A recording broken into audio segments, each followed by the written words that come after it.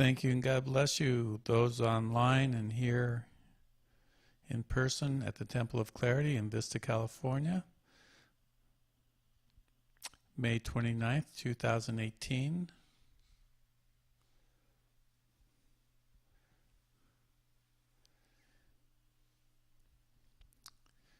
Before we start, I always like to check in, and as we close our eyes and we open up our extra sensory perception,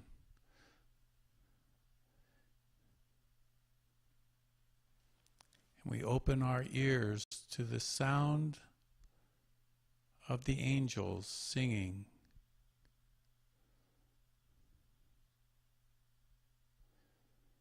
and we open our spiritual eye to see the inner light that burns and glows within us. And we open our crown chakra to all the wisdom of the universe, of our Father, Mother, God, of Jesus the Christ, of Mary the Mother, of the Holy Spirit. In that wisdom, that inner knowing,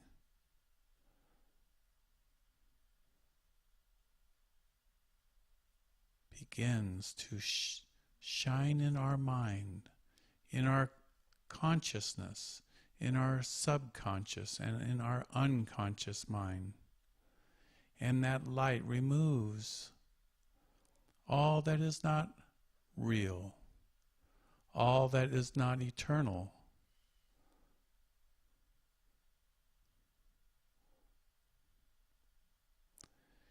And that light comes from the superconscious mind that is beyond time and space, that comes from outside this universe, that only exists as the infinite flame of God, the eternal one.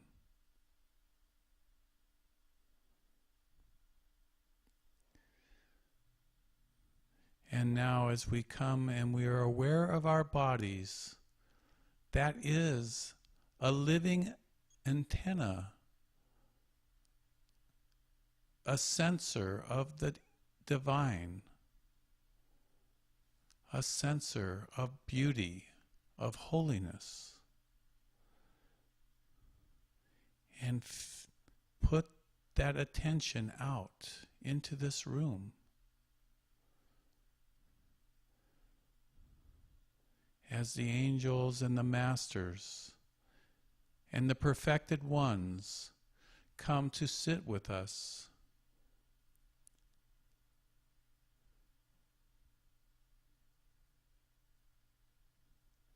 to show themselves,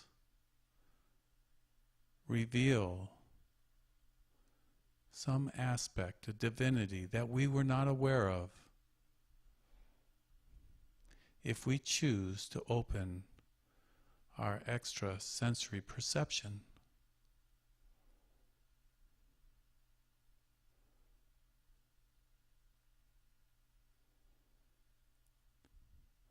And now that we're grounded in the light, let us light the candle and say a quiet prayer.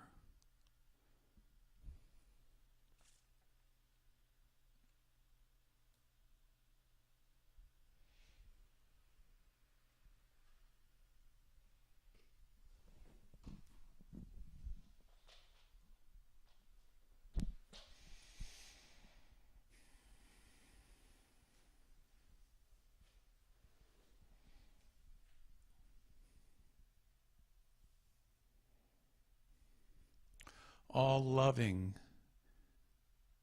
Divine Mother, your love permeates every corner of this universe. It shines in every atom, in every molecule, in every dimension, and it shines in us. We thank you for your love. We thank you for your help. We thank you for answering prayers. And we thank you for teaching us how to return to the light, to the source, to the beauty and the joy that we are. We light this candle as a reflection of our undying love, our eternal love for you and our Father, Alpha and Omega,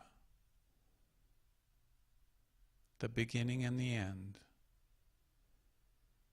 Send your Son, send your Holy Spirit, fill this room with your presence.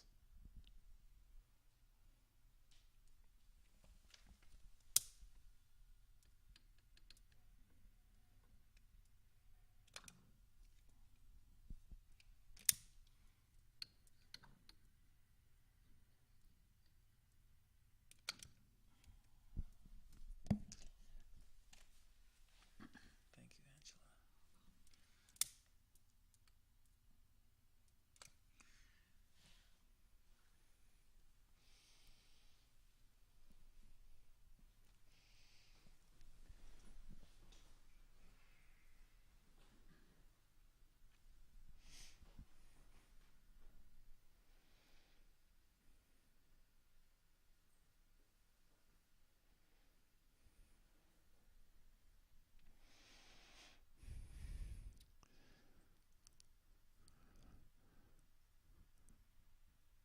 So lastly, before we start this meditation, we open the mind, we open the spiritual eye, we open the entire body, and now we open our heart chakra. And what helps is to remember a spiritual experience of love and bring that memory into the here and now, and then send it back to Father, Mother, God in any way that you can. But it is that memory of love,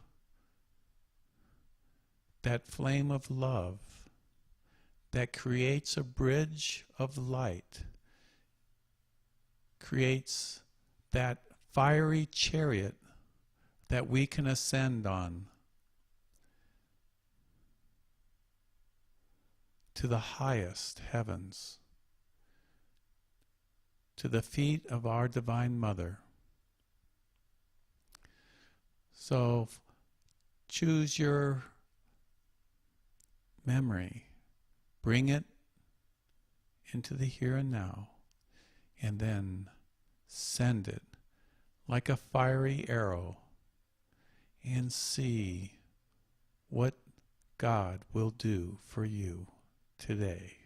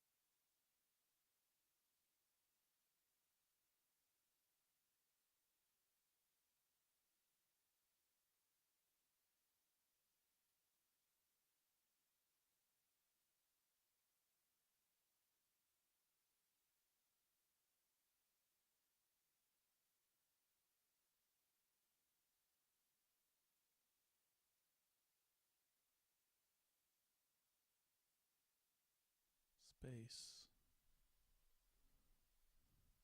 of divine knowing.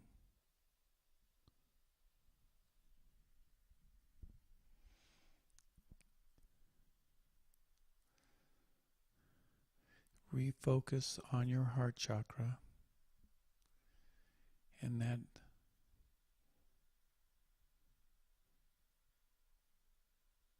meditation of love and sending love to the Divine Mother.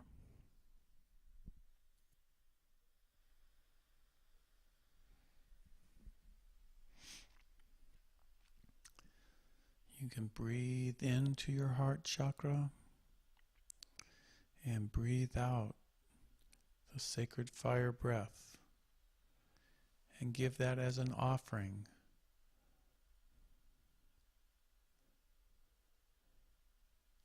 to the Divine Mother of your life, of this here and now, of this continuity of time and lifetimes and eons of times and beyond the time we lived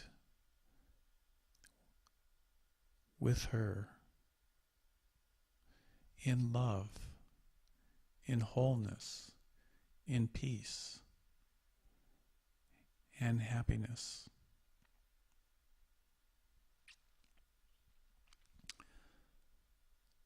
We can choose to emanate love by using our will.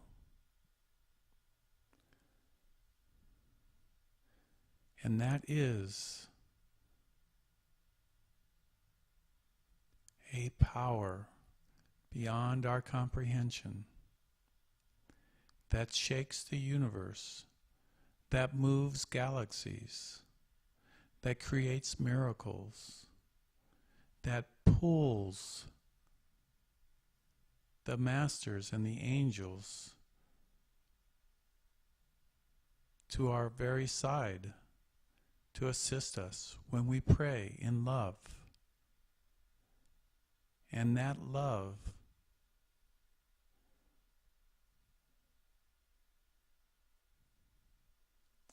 is us, is you, is me, is the light, is that very heat that you're feeling around you.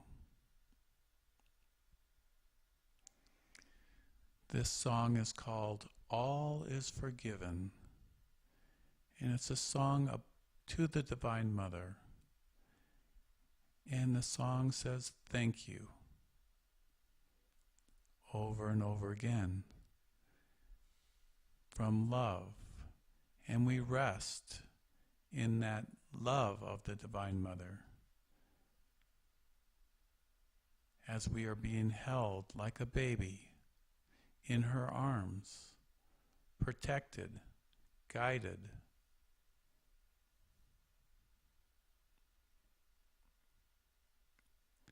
All is okay. All is forgiven. All is as it should be. And stay in that meditative mode and listen to this song in your heart of hearts, in the mind beyond the human mind. Listen to the words. Follow the music in your heart and send gratitude and love as a form of worship, as a form of meditation, as a giving back for all that we have received time and time again, and know that all is forgiven and we move forward in the light eternal.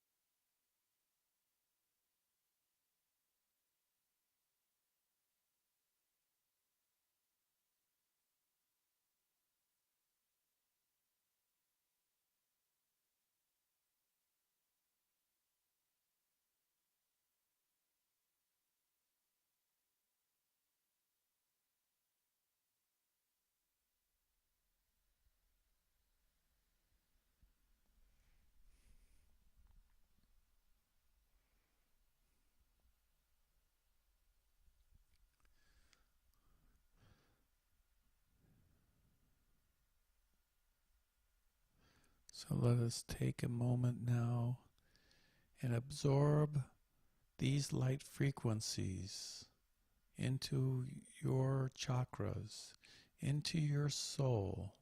All that is good and holy, bring it in, store it in your treasures in heaven. Ask the angels now to bring you a gift,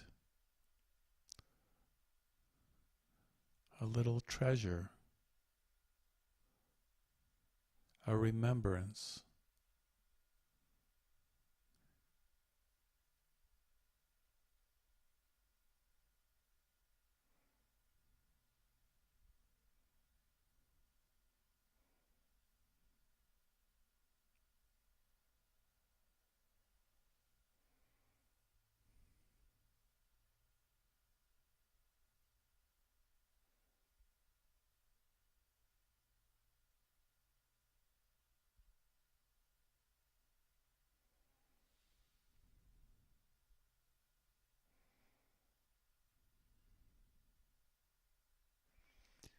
It is these experiences that we take with us eternally, and if we consciously store them in our souls, in our divine memory, in the higher heavens, we can always access fully, multidimensionally, what happened in this room, what is happening in all your spiritual experiences. So breathe it in.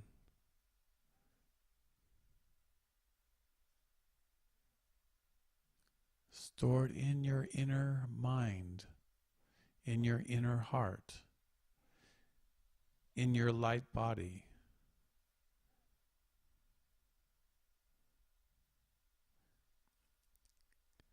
In your Merkaba, the fiery chariot.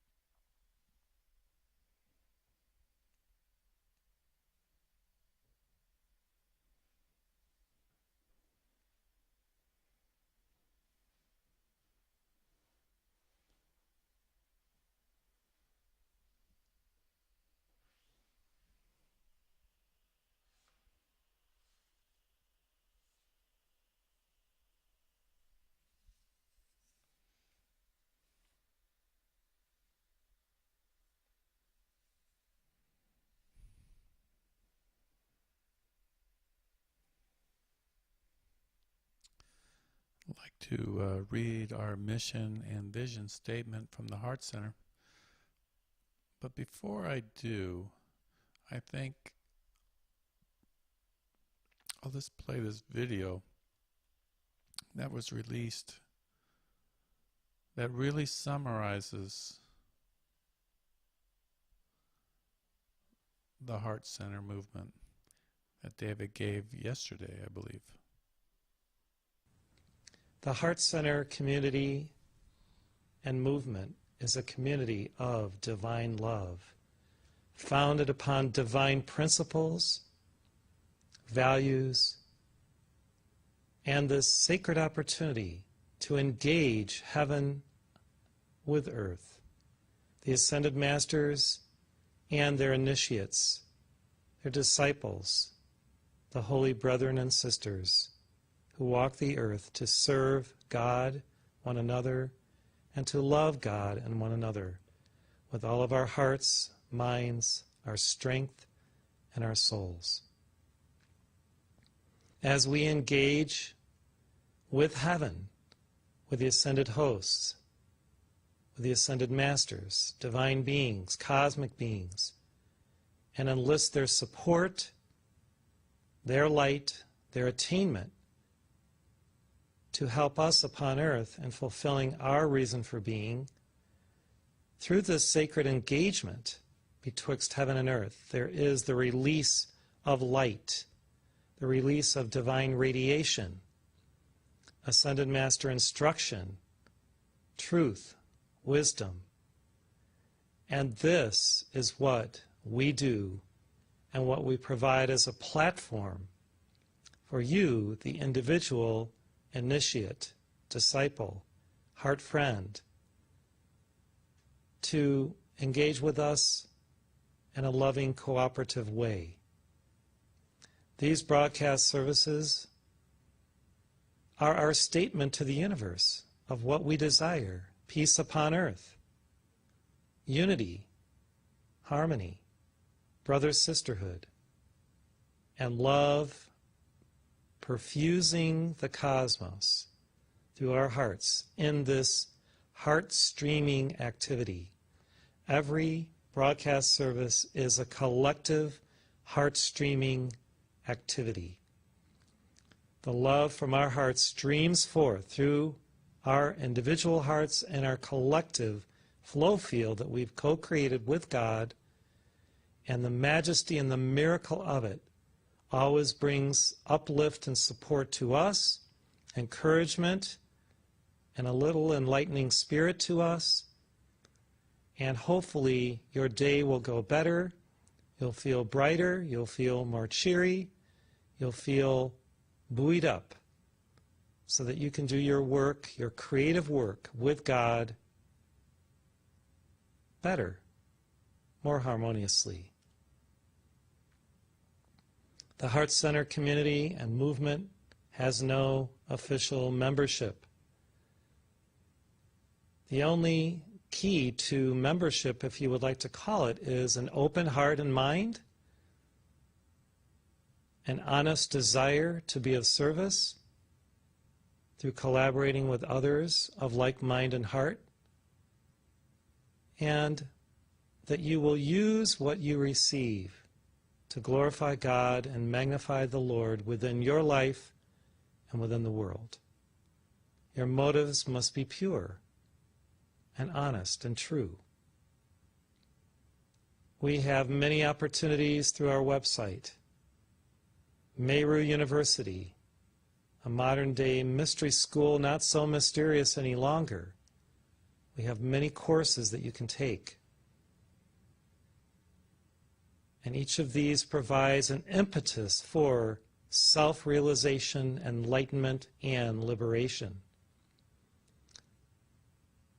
The purpose of Meru University is to empower, enlighten, and inspire.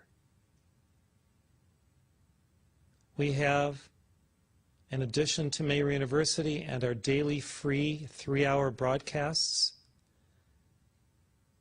our 24/7 radio program, where the word goes forth, prayers, decrees, songs, invocations, ascended master releases, talk show sharings from the past, and divine music,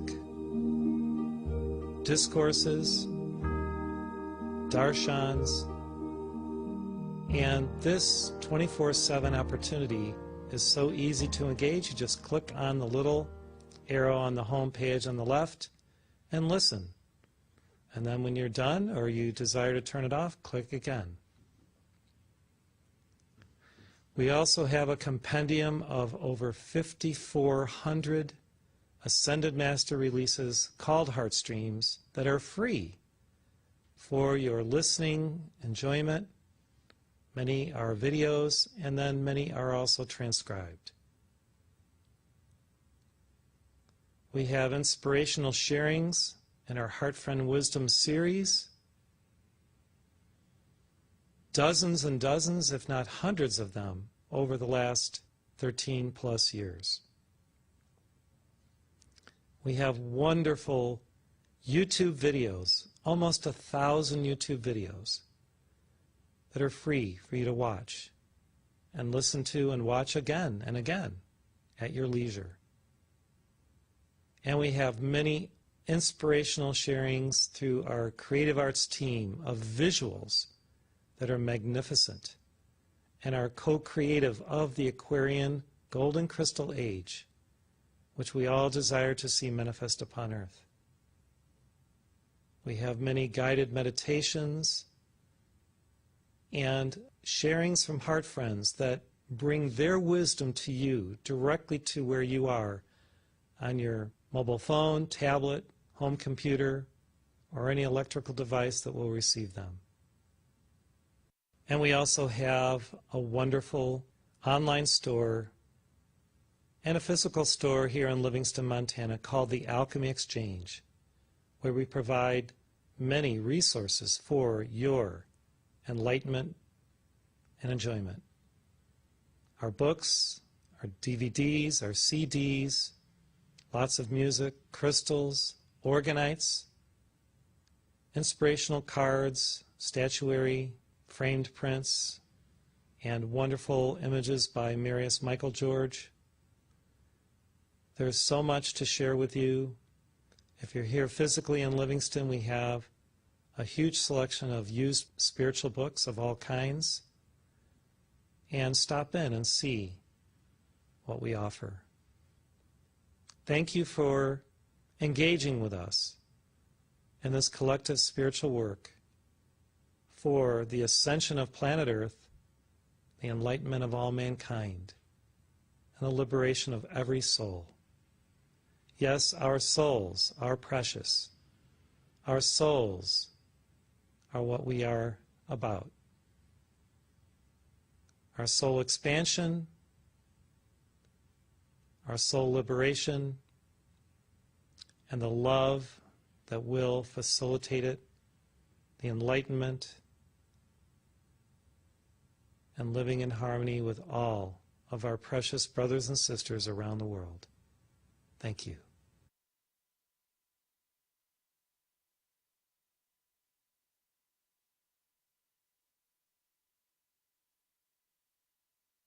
Our mission. Within our Heart Center community, we realize personal enlightenment through our higher self and share the Ascended Master's teachings and our love wisdom throughout the earth. Our vision. We live in sustainable Golden Crystal Age communities, in joy and in harmony with Mother Nature. Using solar sciences of the spirit, we radiate light and we live and love as one.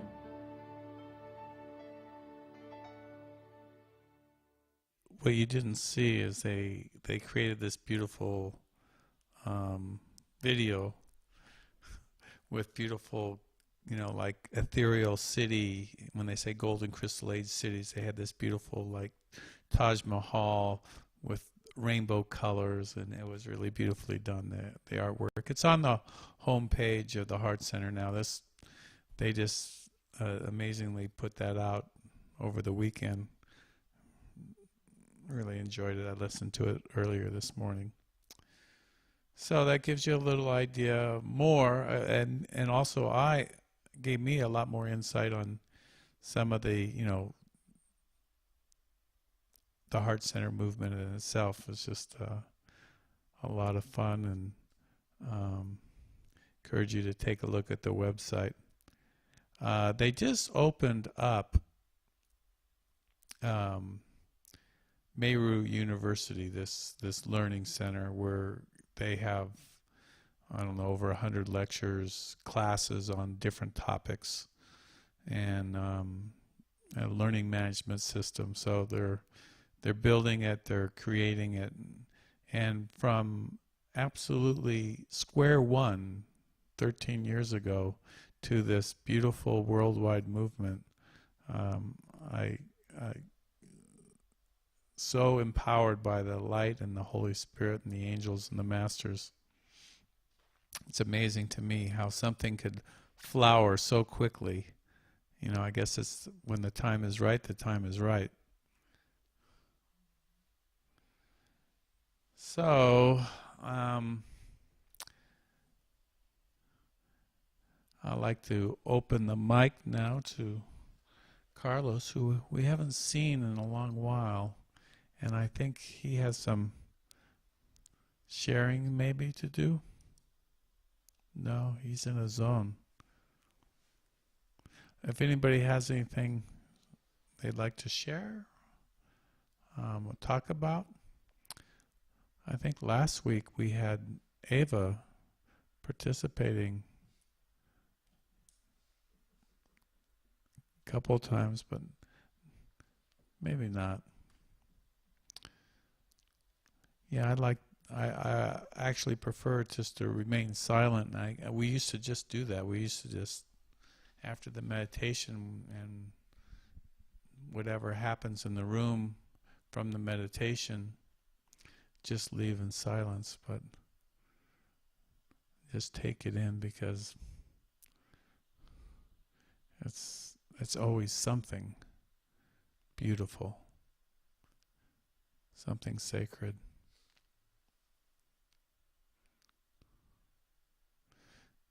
Yeah, I kept mentioning something about storing the energy in your soul, and that's just something that came to me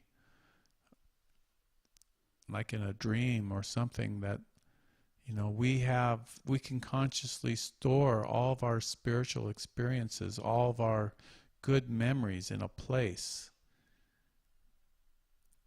in a light body that we're building, that we're going to take with us when we leave this physical dimension. And every time we go to a meditation or to a church service or to a sunset, we can store that memory of that experience in that light body, and to consciously, knowingly pursue that is even more powerful. And towards this time of our lives, where there's this tremendous acceleration occurring on planet Earth, and all these beautiful raisings and vibrations are coming from other parts of the universe, and the Earth is directly in that light path, and people are awakening all over the place because of that. We can put our antennas out, and when we feel something that has happened, or an experience, a dream, or a meditation, a prayer, or something, we can store that and put that somewhere in our souls. And I thought that was pretty cool, so I keep talking about it. And I keep meditating on how to do that and how we do that. But it's not, I don't think the mind knows about how to do that. You just tell your will that you choose to do that, and you want to do that, and you keep building that light body, the Merkaba. I have a little quartz Merkaba that sometimes I meditate with it. I hold it in my hand, and that is like a 3D, 4D representation of the light body that we are, and gives it more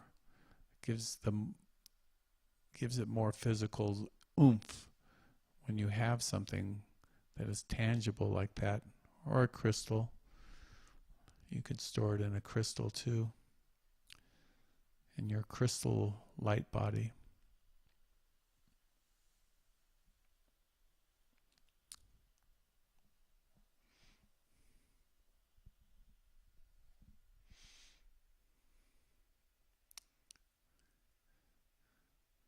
So does anybody have any questions or insights about anything?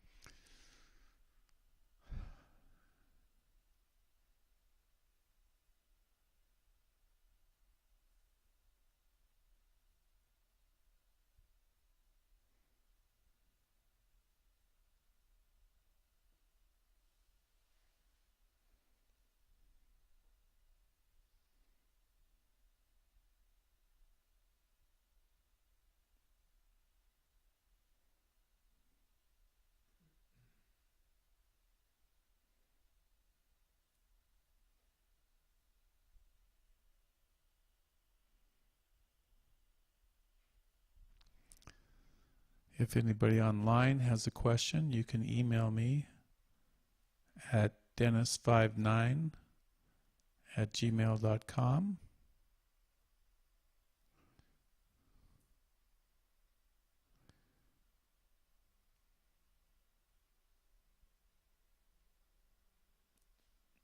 That's dennis59@gmail.com. I know there's a couple of you on the broadcast.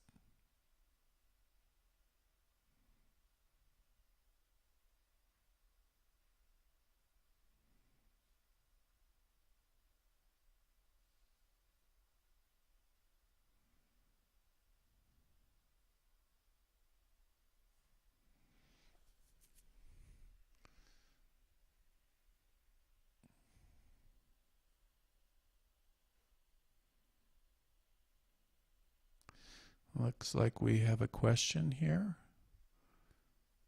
It says from Jasper Thomas. He says, I'm in Asia. Any online meetups? I guess I have to maybe get back to him later.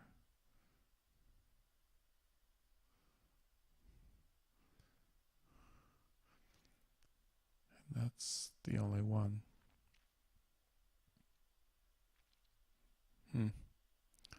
Asia.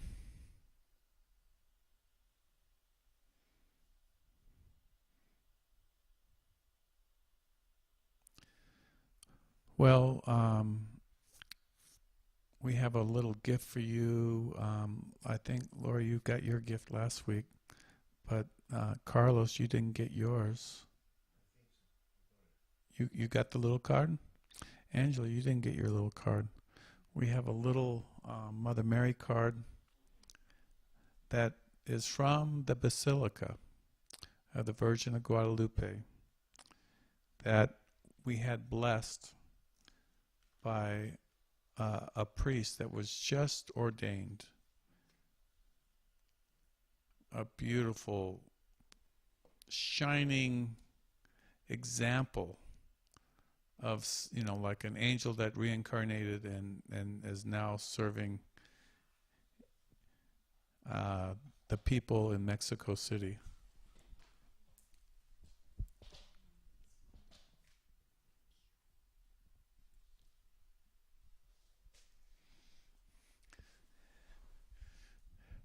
Every taxi, every Uber that we took, they all got a card. And the light that would, as soon as I hand them the card, the light that would shine from their faces every time, right, Ava? The smile that would come across their face. Except one. Yes, except the one. Okay, I'll tell the story. So there was one person, we were driving, I don't know, from the Basilica or to the Basilica. He he said to me, we asked him, I says, we're going to see Our Lady of Guadalupe at the Basilica. Have you seen her? And he says, I don't believe. And I says, you don't believe? And he says, no. And he was driving. And I looked back at Ava, and she's astounded. And I says, you don't believe? He says, no. I don't go there. I don't believe. And so a few minutes later, I says, do you believe in UFOs? He said, oh, see, yeah, I believe in UFOs. And I says, yeah, that's possible, isn't it? It's a possibility in the infinite possibilities that there are, possible people from other planets, other galaxies, that's possible. Now, don't you think it's possible that Our Lady of Guadalupe appeared here in Mexico City, and that image that they have there is her living image? Don't you think that's possible too? And he said, yeah, I guess I do. I think it's possible. And I says, if you go there and see it with your own eyes and feel it with your own heart, then you'll know if it's real. And he said, I might do that. And he took the card, and I think he's going to go see her. And I think he will know, like I know, like Ava knows, that that is the living image of our Divine Mother. She placed it there. So when I first entered the Basilica after we got dropped off of the taxi, Ava and I, there was, the noise, the traffic, and the smell of this engines of cars and honking of horns and this and that. And then you step inside the Basilica, and that all like fades away into this like magical, I called it a magical spiritual Disneyland with lots of things going on energetically I did not know, but my eyes were wide open and my antennas were way up.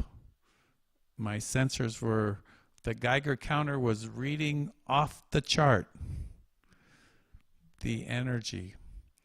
And I was so excited, and we came in, I think, on a side door where the bookstore was and things are. And all I remember is when I first saw the image and I looked up at the image, it was glowing. It was like it was shining on its own, and it was shining all around it. And I have to admit, I got a little teary, and I know Ava did too. And we kept going back and forth on the escalator that moves in front of her. There were four of them, and we just kept going back and forth as they allowed. It wasn't a very busy day, so we took advantage of that time just to, gaze at her. And finally, we stopped and stood to the side of the image of Our Lady of Guadalupe, and just stared. And I looked into her face the best I could, and it was like a beautiful song was being played in the church in the background or something.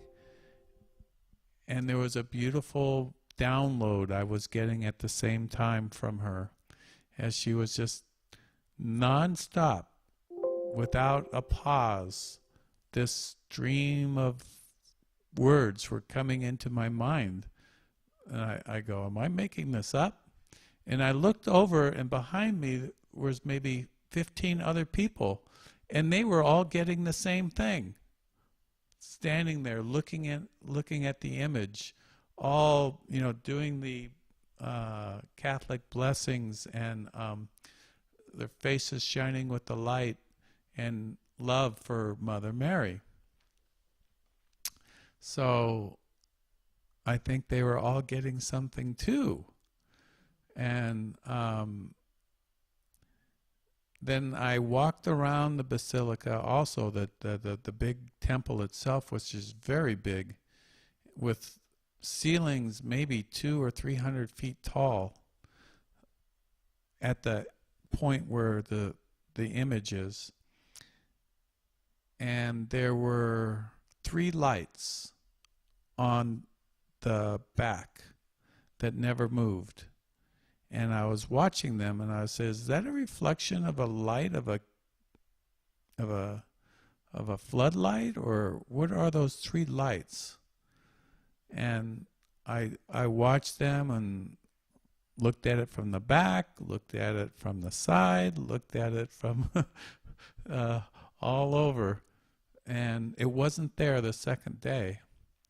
So I didn't take a picture of it, I don't think, of the 3 lights, but I remember wanting to take a picture of it because I think in the 3 lights that were above the image was something ethereal, something made of light, something that was assisting whatever was happening in that building. So I think we got to see her twice, a couple times on a couple days, and then once on the last day, and once on the first day. Is that right, Eva? Yeah, so we got to see her 4 times. We stayed till closing. They close at 9 a couple times, which was a wonderful time to be there. There was very few people, and you can, you know, you have all the room that you want.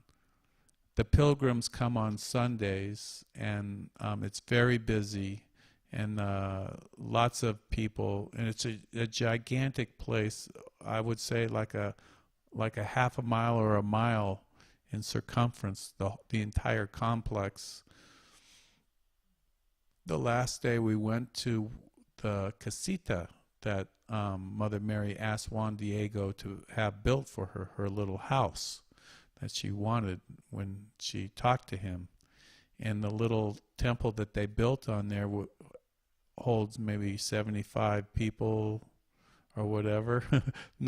They weren't planning on having 30 million people come to the feet of the Divine Mother at that time. They had no idea it was going to be so, you know, as big as it was. So this little place where Juan Diego himself was the janitor. He washed the floors, he cleaned the altar, took care of all the things over there. Was a very powerful focus of light. I'm sure that there must have been huge, gigantic angels standing at the gate of that one. They have in front of it, they have 4 angels. Some of the most beautiful statues of angels I've ever seen were the 4 angels in front of that. They had Archangel Uriel, they had Archangel Michael, they had Archangel Gabriel, and they had Archangel Raphael. So they had these 4 angels. Archangel Michael had a huge sword and a big shield, the kind that, you know, like the conquistadors would have, you know, the ones that are got that. And it's you look, and he's got a very strong, but not stern. It's stern, but not, you know, in a mean way. Determined, you know, face and chin. So very determined face and chin. And I was particularly drawn to Uriel, because Uriel in most Catholic traditions is, they would say, no, there's no Uriel. He's not in the Bible. But, we know, whatever they say. So there's this beautiful statue of Uriel, very powerful, very strong angel, muscular, and I don't remember if he had a sword or a spear or some other thing. When we entered the little casita of Our Lady of Guadalupe, it was in the middle of the day, so the sun was very bright, and then you enter into the chapel, and it's not, like all of a sudden your eyes have to adjust. And I stepped into it, and I looked down, and there's a little lady about 2 feet tall, it looked like. And there was her son standing right behind her. I didn't realize it, but she was on her knees going up to the altar. And so she was moving very slowly. She was not very big, to begin with, but when she was on her knees, I was like a giant. So I slowly proceeded with them as, the procession. She was praying something very, very powerfully and very wholeheartedly. And to be part of that little, I pray that everybody got their answer to their prayer. Everyone that was there would receive a tremendous blessing. Everybody there would receive a huge amount of grace and miracles.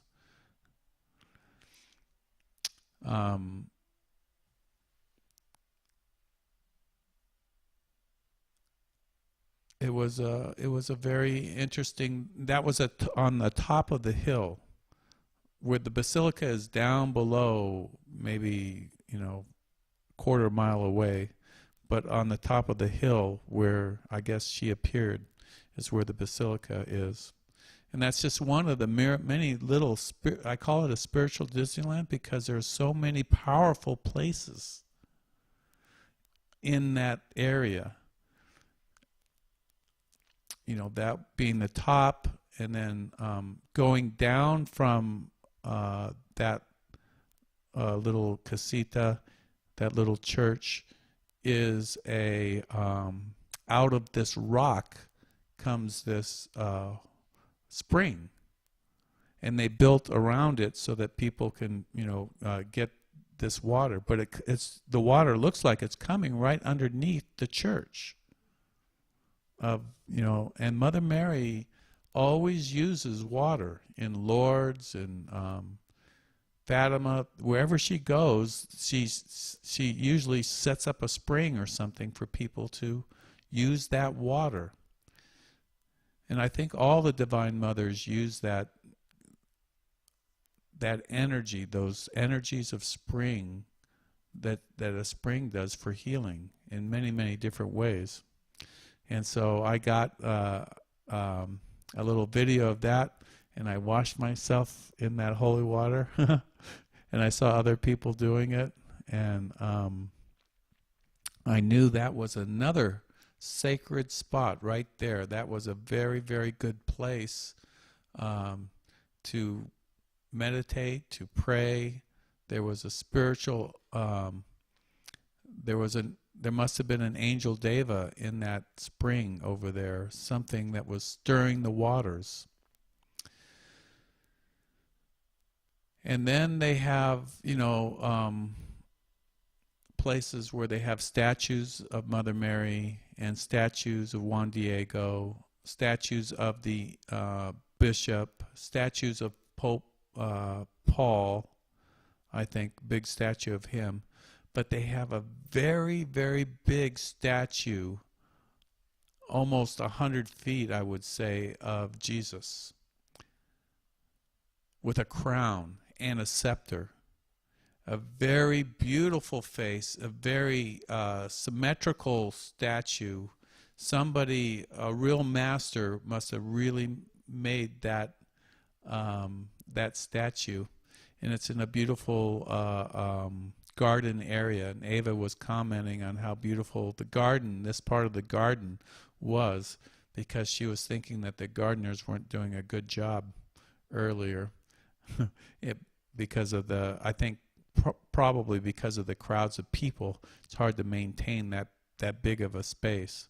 But in this one, it's in the back of the basilica. It's going up towards where the casita is. I'm just trying to give you some ideas of what it looks like. And this giant statue of Christ is there with the scepter and the crown, beautiful crown. And I took my crystal and I told Ava I have to, hide my crystal somewhere. And so, I look around and make sure that nobody's watching me. And I got my crystal because I want to go back to this place in consciousness whenever I want. And so there was a rock that I stuck it under, and I pushed it down into the ground a little bit, and it's a quartz crystal. So I have that there somewhere. Hopefully one of the gardeners won't dig it up. But anyways, it's there, and that was one of my plans. I planned that little event. They have another church there that after they built the casita and they realized that it wasn't going to hold the services, they had to build another church, and they built this one maybe to hold 300 people, maybe 300 to 500 people. Of course, that one's sinking, like Ava was saying. This beautiful church, well designed, beautiful stones and marble and cathedral ceilings, and like a church of in Rome or something like that. And it must have been beautiful for a couple hundred years, but slowly, inch by inch, it started to go down and sink in, and it's not safe to go in. And they have a fence around it now, but they allow people to go in on certain days like Saturday or Sunday. And I think that the area that the basilica is on is like a lake or a swamp area, so the ground itself is not very stable.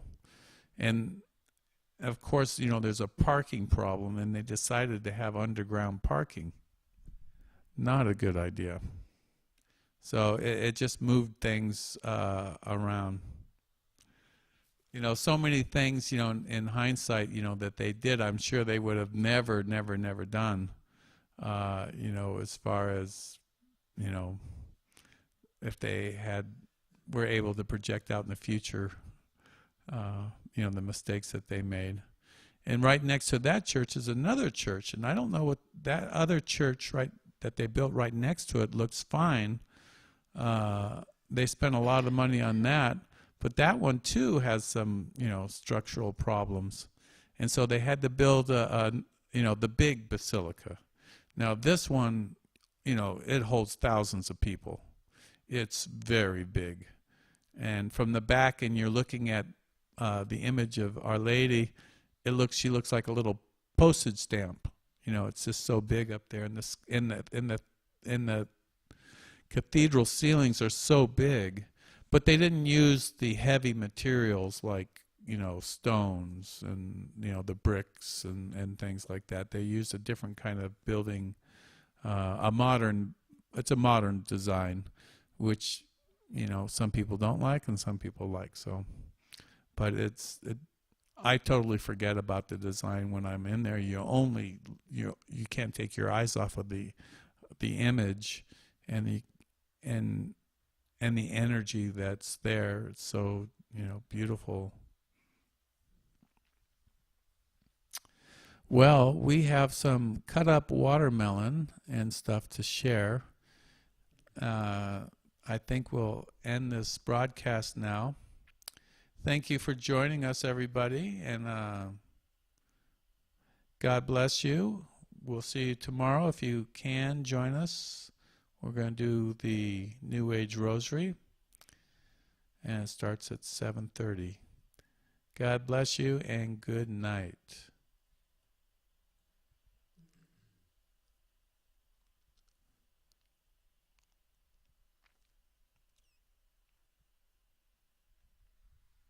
Such